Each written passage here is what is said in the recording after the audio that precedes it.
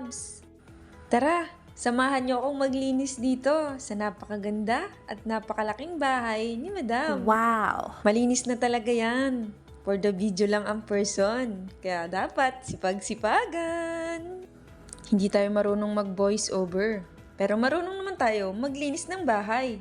100% check! Minekos-mekos ko lang talaga yung paglilinis dyan.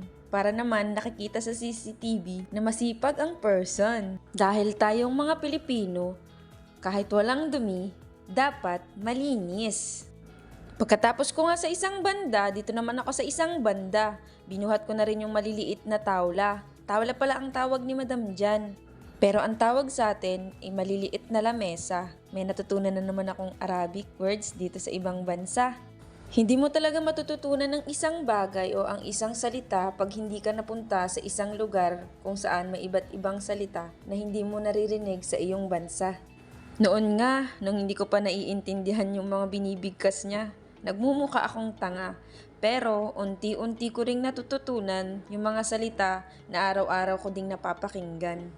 Hindi naman kailangan, may pinag-aralan ka rin. Yung iba nga, edukado. Pero mababa naman ang tingin sa ibang tao. Pero kahit ganun pa man, wag na wag tayong manghusga kung hindi pa naman natin ganun kakilala. Dahil yung iba ay hindi nakapagtapos ng pag-aaral pero sinubukan lang magsakripisyo para sa ikabubuhay nila sa pamilya nila. Kaya ikaw, alam kong isa ka ding OFW na katulad ko na lumalaban sa taon at buwan na pinagdadaanan. O siya, mabalik tayo. Pag umaalis na kasi siya, dun ko na nililinis yung dressing room niya kung saan siya natutulog. Di ko ba alam bakit ang ganda-ganda niya pero ang kalat-kalat niya. Wala na lang talaga akong masabi dahil sobrang bait niya. Dahil hindi lahat ng katulad ko ay napupunta sa maayos at marespetong amo. Yung iba, mapanakit at mapangsamantala.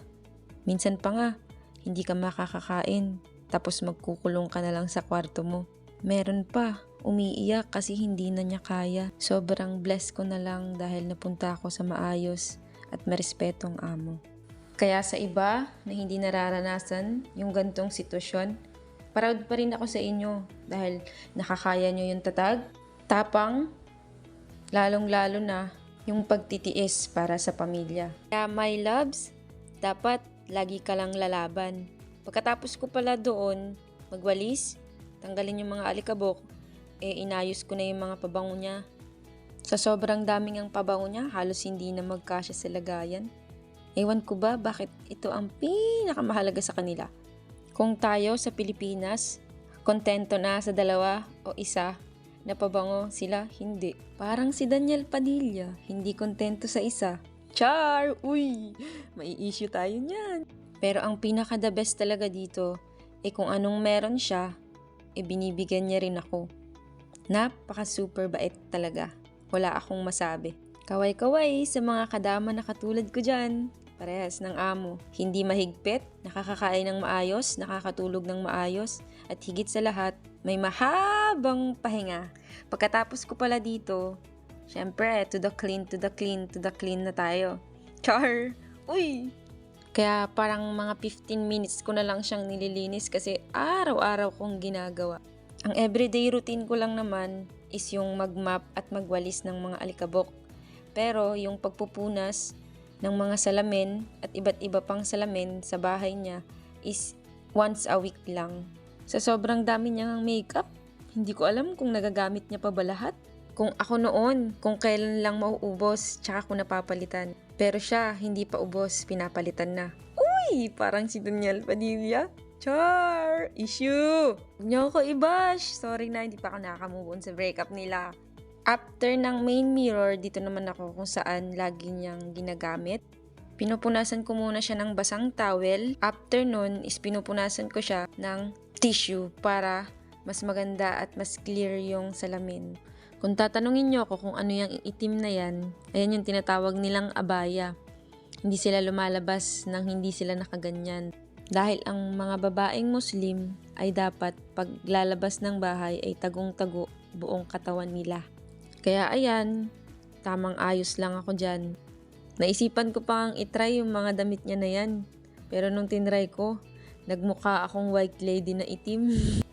Dahil tapos ko nang ayusin yung mga abaya niya, yung natirang mga alikabok, winalis ko na para pwede ko na din siyang mapin. Sa sobrang kintab nga ng tiles niya, pwede ka nang manalamin. Kitang-kita mo na yung sarili mo dyan. After ko na siyang walisan, sinarado ko na yung cortina, inayos ko, at mamapin ko na din siya maya-maya. Kung ako lang ang tatanungin, hindi naman mahirap yung trabaho ko dito. Madali lang naman. Ang sobrang nakakalungkot lang isipin is, mag-isa ka lang, wala kang karamay. Minsan, inaabot ka talaga ng homesick mo. Parang inisip mo na, ano ba yan? Ang tagal naman. Sobrang uwing-uwi na ako. Pero pag iniisip mong uuwi ka na, may ipon ba ako? Oh my God, wala pala. Napaisip tuloy ako kasi may mga nagtatanong sa akin na, ay, nasa abroad ka na pala. Siguro madami ka ng pera. Siguro mayaman ka na. Pero hindi nila alam. Yung tinatanong nila ng ganun, ni piso wala pa rin natitira. Alam nyo, hindi ganun kadaling magtrabaho sa abroad. Hindi porket nasa abroad ka, mayaman ka na. Hindi porket nasa abroad ka, may pera ka na. Lahat po yun pinaghihirapan namin. Lahat po yun, dugo, pawis, pagod, puyat at sakripisyo para sa pamilya namin ang nilalaan namin sa sinasahod namin at ipinapadala namin sa Pilipinas. Hindi po madaling magtrabaho abroad. Mararamdaman mo yung iyak, tawa, lungkot, yung gusto mo nang umuwi pero hindi mo magawa kasi malayo ka sa kanila. Kailangan mong magsakripisyo para pagdating ng panahon, yung mga sakripisyo mo makikita mo naman, di ba? O siya, end of drama na guys. Baka umiyak na kayo dyan eh. Gusto ko lang naman i-explain yung side ko. Char! Uy! Pagkatapos ko siyang mapan, inispray ko lang siya ng pabango. Everyday ko siyang ginagawa. Tapos inaayos ko lang yan. And then after, lalagyan kong jamar. Yung umuusok na yan is jamar ang tawag dyan. Kumbaga sa Pilipinas, sige na, magpausok ka na doon kasi may kaluluwa. Char! Pagkatapos ko dun sa dressing room niya, dito naman ako sa may bedroom nila, master bedroom, kung baga.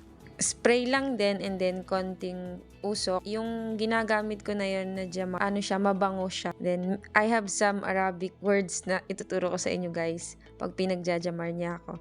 Lagi niyang sinasabi na, Mita, inti sawi jamar, yalla. Tapos ang isasagot ko sa kanya ay, Nam, okay, coming.